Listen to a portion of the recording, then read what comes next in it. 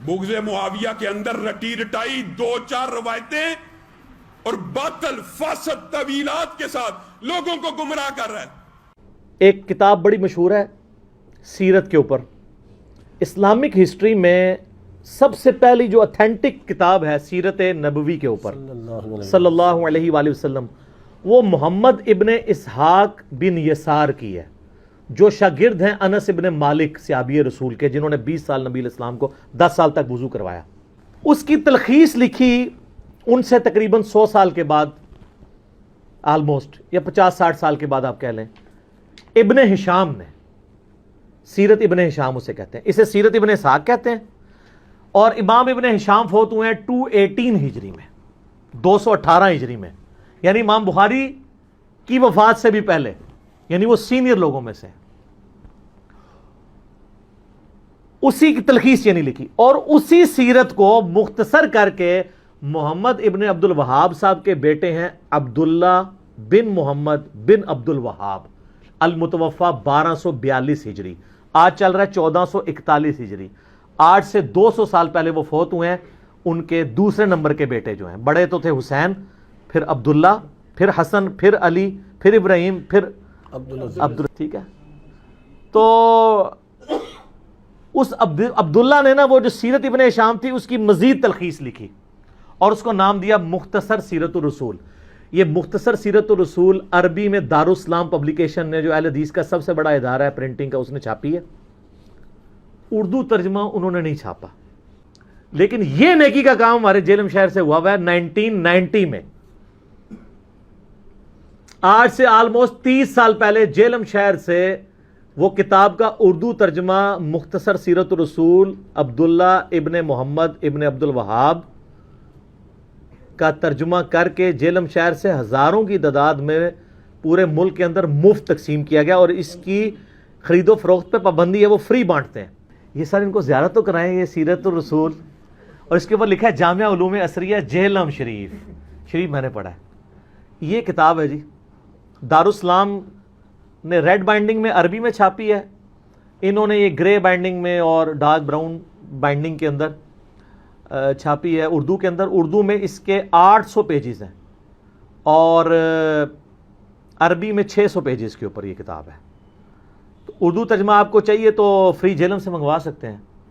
ये किताब आप यहाँ से मंगवा, अगर आपको ये ना दें तो कोई टेंशन नहीं है, आप हमारी व्हाट्सएप ग्रुप्स में रब्ता करें, इसका प्रोफेशनल PDF आपको फ्री मिल जाएगा।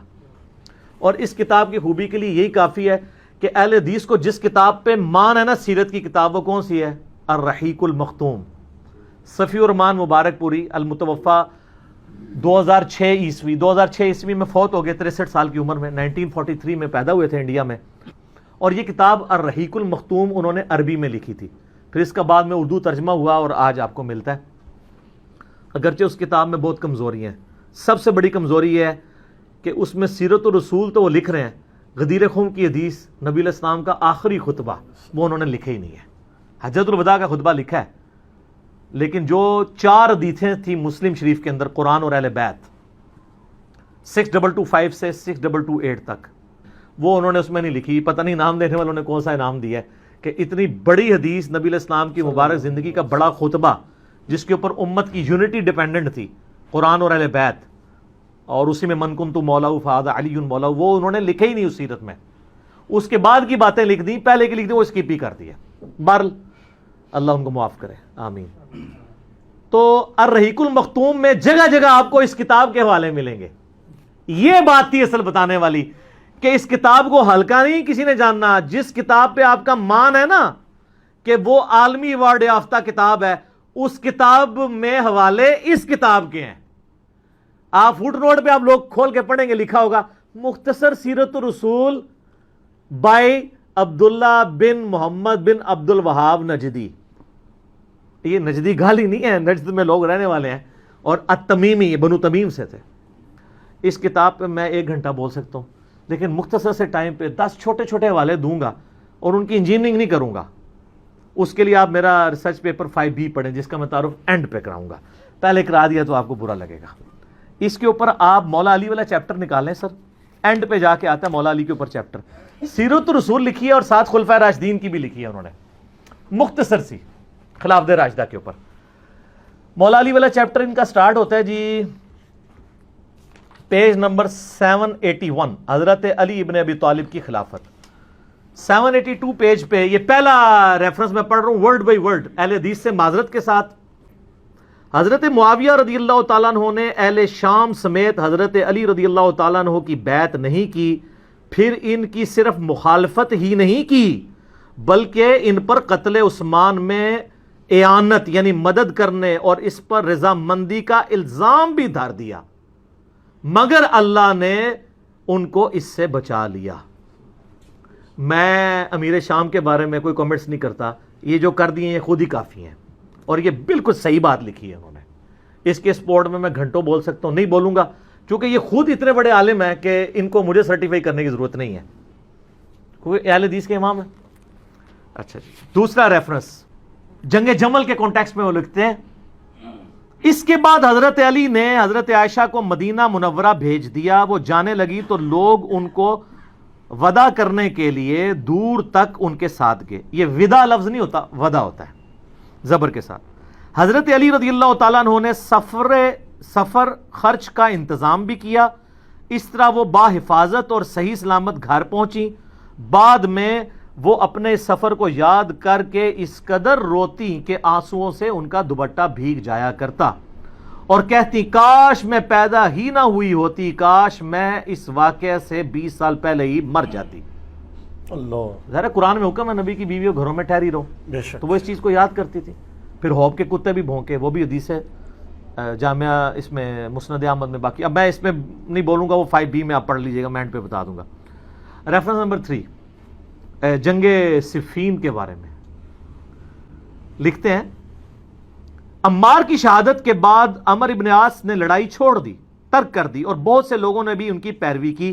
حضرت معاویہ رضی اللہ تعالیٰ نے ان سے پوچھا آپ نے لڑائی کیوں ترک کی ہے؟ انہوں نے کہا ہم نے عمار کو قتل کر دیا ہے، اور میں نے حضرت صلی اللہ علیہ وآلہ وسلم سے سنا ہے کہ آپ علیہ السلام فرمایا کرتے تھے کہ عمار کو باغی جماعت قتل کرے گی، معلوم ہوا کہ ہم تو باغی ہیں۔ اس پہ حضرت معاویہ بولے خاموش رہ، واللہ تم اونٹ کی طرح اپنے ہی پیشاب میں پھسلتے ہو، یعنی تم یہ حدیث بھی جانتے ہو جیسے اونٹ پیشاب کر کے بیٹھ جاتا ہے، تو کام تو تم نے خود ڈالا ہے میرے ساتھ مل کے، اور اب اپنی غلطی خود ہائی لائٹ کر رہے ہو۔ کیا ہم نے ان کو قتل کیا ہے؟ ان کو تو علی رضی اللہ تعالیٰ ان کے ساتھیوں نے قتل کیا ہے جنہوں نے ان کو ہمارے درمیان لا پھینکا، ہم تو اپنے بچاؤ کے لیے لڑ رہے تھے جس میں وہ قتل ہو گئے۔ ان کا حضرت عمار جو لڑنے آئے تھے حضرت علی کے ساتھ نہ آتے تو نہ قتل ہوتے، یہ اسی طریقے سے ہے کہ نہ آپ روڈ پہ چڑھتے نہ ایکسیڈنٹ ہوتا نہ قتل ہوتے۔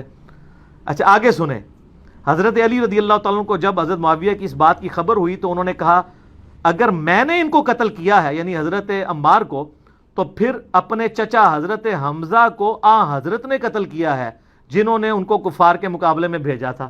اے پھکی دیتی اینٹی وینم الزامی جواب کہ اگر حضرت حمزہ حضور کی طرح لڑتے ہوئے مارے گئے ہیں تو کیا حضور نے قتل کروایا ہے؟ کبھی کافروں کے مقابلے پہ بھیجا؟ اگر عمار کو میں نے تیرے مقابلے پہ بھیجا ہے امیر شام کے مقابلے پہ تو مجھے تم قتل ٹھہرا، یعنی وہ اینٹی وینم والا جواب دیا۔ چوتھا ریفرنس جنگ نہروان خوارج کے خلاف، وہ کہتے ہیں کہ کافی انہوں نے ڈسکشن کی ہے، اس میں لکھتے ہیں ابو سعید خدری کہتے ہیں کہ میں نے رسول اللہ صلی اللہ علیہ وسلم سے سنا تھا خوارج کے بارے میں، وہ جو بخاری مسلم کی حدیث ہے کہ وہ دین سے ایسے نکل جائیں گے جیسے شکار سے تیر اپنے شکار سے نکل جاتا ہے۔ اینڈ پہ وہ کہتے ہیں میں گواہی دیتا ہوں، یہ بھی بخاری مسلم دونوں میں، کہ علی نے ان کو قتل کیا تھا اور میں بھی ان کے ساتھ شامل تھا۔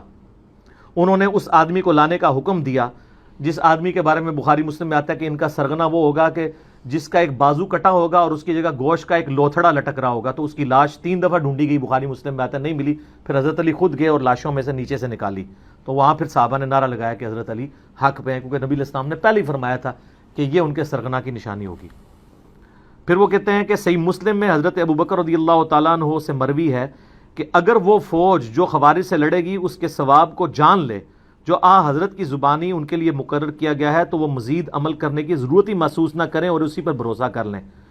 یعنی خوارج کے خلاف لڑنا اتنی بڑی نیکی ہے کہ اس کے بعد خارجیوں کے خلاف لڑنے والوں کو اور کوئی نیکی کا کام کرنے کی ضرورت نہیں، جیسے بخاری مسلم میں آتا ہے کہ اہل بدر کی ہر غلطی معاف ہے، اس طرح خوارج کے خلاف جو حضرت علی کے ساتھی تھے ان کے بارے میں مسلم شریف انہوں نے ویسے لکھا ہے حضرت ابوبکر سے مروی ہے، وہ حضرت علی سے ہی مروی ہے، اور اس کے سٹارٹ میں حضرت علی وہ بھی کہتے ہیں کہ مجھے آسمان سے زمین پہ گرا دیا جائے میں یہ برداشت کر لوں گا، لیکن یہ برداشت نہیں کروں گا کہ میں کوئی ایسی بات کروں جو میں نے خود رسول اللہ سے نہ سنی اور میں تمہیں بیان کروں. یعنی حدیث معاملے میں اتنی احتیاط صلی اللہ علیہ وآلہ وسلم. 5واں ریفرنس یہ کہتے ہیں نا جی وہ جی حضرت عثمان کو عبداللہ ابن سبا اور پتہ نہیں کوئی یہودی پارٹی تھی آل امیہ کو بچانے کے لیے. میں نے بخاری مسلم سے ثابت کیا ہے آل امیہ کی وجہ سے حضرت عثمان شہید ہوئے ہیں، ان کے گورنروں کی وجہ سے. انہوں نے حضرت عثمان کا چیپٹر پڑھیں، کہیں نہیں ڈالا عبداللہ ابن سبا کا نام تک نہیں لکھا. الٹا حضرت علی والے چیپٹر میں انہوں نے بتایا کہ یہ جو حضرت علی کی شان میں غلو کرنے والے رافضی تھے وہ حضرت علی کے دور میں نکلے ہیں. اس کے اوپر پورا چیپٹر انہوں نے بنایا ہے. فرقہ غالیہ کا خروج، حضرت علی کے زمانے میں ایک غالی فرقہ پیدا ہوا. کرتے کرتے نا اینڈ پہ وہ لکھتے ہیں کہ حضرت علی نے اپنے غلام قمبر کو بلایا اور پھر انہوں نے جو ہے نا وہ ان لوگوں کو آگ میں جلا دیا جن لوگوں نے حضرت علی کے لیے الوہیت کلیم کی تھی، جس کی باقیات آج کل یہ نصیری ہیں. ریفرنس نمبر 6 حضرت علی کے بارے میں لکھتے ہیں کہ لباس اور خوراک میں آپ کی سادگی بیان سے باہر ہے. آپ کا عمل اور فضل اسلام کی طرف سبقت اور رسول اللہ کی مائیت میں کفار سے جہاد ازر من الشمس ہے صلی اللہ علیہ وآلہ وسلم. پھر لکھتے ہیں امام بن حنبل اور قاضی اسماعیل بن اسحاق کہتے ہیں، اور یہ صحیح سند سے المسند الحاکم میں، کہ حضرت علی رضی اللہ تعالیٰ کے فضائل اور مناقب میں جتنی احادیث مروی ہیں دوسرے کسی آدمی کے فضائل اور مناقب میں اتنی احادیث نہیں ہیں. اے لکھ رہے تھے جی سعودیہ والے وہابی اور پاکستانی وہابی کے کہہ رہے ہیں اور رہن دو، میں آج نہیں، آج اپنے بزرگوں نے رو. ریفرنس نمبر 7 وہی جو ہم کہتے ہیں حضرت علی نے حسن ابن علی کو اپنا خلیفہ نامزد نہیں کیا، انہوں نے بھی وہی لکھا. کسی نے کہا کیا آپ اپنے بعد آنے والے خلیفہ کو نامزد کریں گے؟ انہوں نے فرمایا نہیں، میں تمہیں اسی طرح چھوڑوں گا جس طرح رسول اللہ صلی اللہ علیہ وسلم تمہیں چھوڑ گئے تھے.